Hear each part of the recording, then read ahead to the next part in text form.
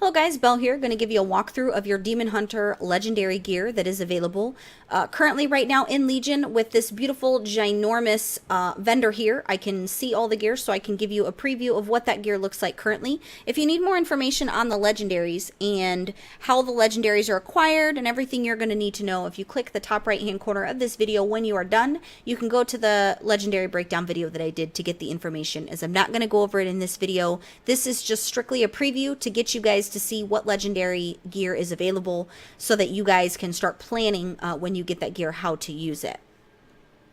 So let's start here. We do have a ring. This is Haste and Mastery is going to be the stats to note here. Successfully applying a loss of control effect on the enemy grants you a 70% increase in movement speed for 15% haste and 15% haste for 10 seconds. Now this effect can occur every 30 seconds. The next here is going to be the next one here is going to be a neck. Critical Strike and Mastery are the stats to note here. After not taking damage for 5 seconds, you gain an Absorb Shield for 15% of your maximum health for 30 seconds. This effect may occur once every 30 seconds. For your headpiece here, I hope you guys can see the difference. I'm wearing 810 gear so that you guys can see how substantial some of these stat changes are. This headpiece, Critical Strike and Haste, is going to be the important stats to note. The remaining cooldown on I-Beam is reduced by 0.3 seconds each time it deals a critical strike. You also have a chest piece here. This is Critical Strike and Haste. Gain 50% leech while Blur is active. You also have another ring here. This is Critical Strike and Mastery. Gain 20% leech while Demon Spikes is active.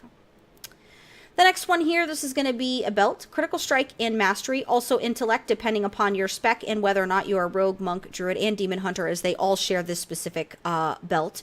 Your attacks cause an additional 50% damage as physical to enemies above 90% health.